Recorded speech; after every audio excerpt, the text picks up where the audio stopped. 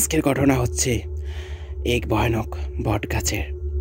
তো hello viewers, তো আমার নাম আকাশ। তো আজকের আমি ঘটনাটা শুরু করতে যাচ্ছি। তো সবাই ঘটনাটা মন দিয়ে শুনবেন, আর চ্যানেলে নতুন হলে সবাই চ্যানেলকে সাবস্ক্রাইব করে দিবেন। তো সরাসরি ঘটনায় চলে যাচ্ছি। আমাদের গ্রামে একটি বট গাছ ছিল। বট গাছটি এক খালের পাশে ছিল, যেখানে আশেপাশে সব মাঠ, আর সেখানে একটু জবজার আছে, যার জন্য রাস্তাটাকে সবসময় নিঝুম আর নিরিবিলি দেখায়।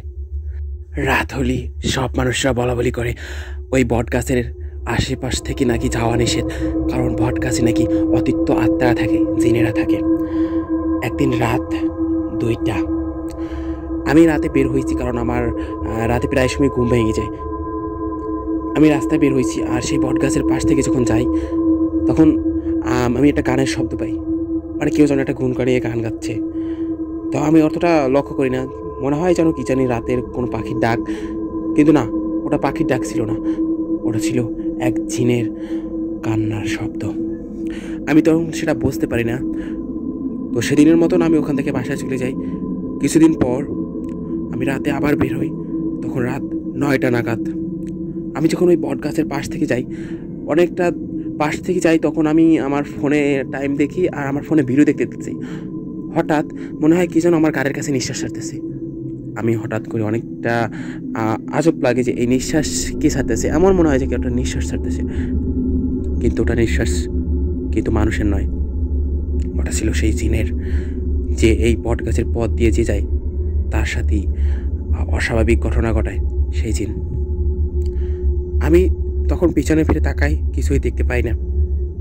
আমার এক মনে তখন একটা ভয় কাজ করে যে কি হতে পারে এখানে। সবাই তো বলাবলি করে এই বট গাছে নাকি জিন থাকে। আমার গ্রামের ছেলেপেলে থাকলেও কিন্তু আমরা এই কথা উপরে বিশ্বাস করতাম না, আমরা তো ছেলেপেলে ছিলাম তার জন্য অনেক। তো সেদিন আমি অনেকক্ষণ সেখানে বসে থাকি, হঠাৎ আমার শরীর ভার হয়ে যায়, মনে হয় যেন আমার শরীরে অনেক ওজন, আমি হাঁটতে পারি না। তখন আমি বট গাছ থেকে কিছুটা দূরে চলে যাই, আর আমি দূরে যাই দাঁড়াই, যখন বট গাছের দিক তাকাই, তখন দেখি সেই মর্মান্তিক ঘটনা। বট গাছটা যেন অনেকটা জায়গা নিয়ে অনেক বড় হয়ে গেছে, গাছটা যেন অনেক লম্বা হয়ে গেছে, আর সেই বট গাছের মাথায় লম্বা চাদরে মোড়া কিছু একটা বসে আছে। সে দেখতে খুব লম্বা, যেন বট গাছটা জুড়ে সে বসে আছে।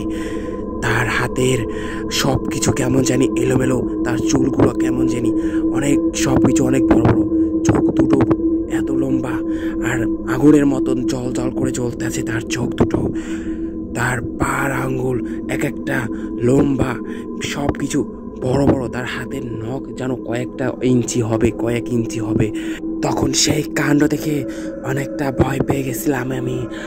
আর তখনই দেখি ধানের ভিতর থেকে এক শিয়াল ডেকে উঠে, আর সেই ভয়ানক সেই দিন যখন আমি তার দিকে তাকিয়ে থাকি, আমার কোনো দিকে আর চোখ যায় না।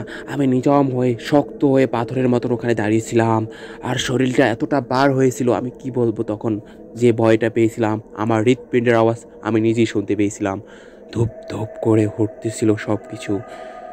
তখন আমি পিছনে এক পাও করে হাঁটতে থাকি, আর সেখান থেকে দৌড়ে পালাই। মনে হয় যেন হঠাৎ কে জানি আমার কাঁধের উপর বসে পড়ছে, অনেক বার আর ওজন মনে হয় আমার কাঁধে। আর ঠিক তখনই আমি যে রাস্তাটায় ছিলাম সেই রাস্তায় ধরি, কে যেন একটা সামনে থেকে লাইট মারলো আমার শরীরে। হঠাৎ করে যেন আমার শরীর থেকে বার যে ওজনটা সেটা কমে গেল। আর তখন আমি সব কিছু তাকে খুলে বললাম। সে আমার মুখ থেকে সব ঘটনা শোনার পর সে আমাকে বাসায় দিয়ে আসলো, আর সে নিজেও বাসায় চলে গেল। তো এই ছিল আমার সাথে ঘটে যাওয়া সেদিনের সেই ঘটনা। আজও মাঝে মাঝে মনে পড়ে যায় সেই ঘটনা। তার কিছুদিন পর সেই বট গাছটাকে কেটে ফেললো, আর অস্বাভাবিক ঘটনাটা আস্তে আস্তে কমতে শুরু করলো। কেমন লেগেছে আমার এই ঘটনা তোমরা অবশ্যই কমেন্টে জানাবে।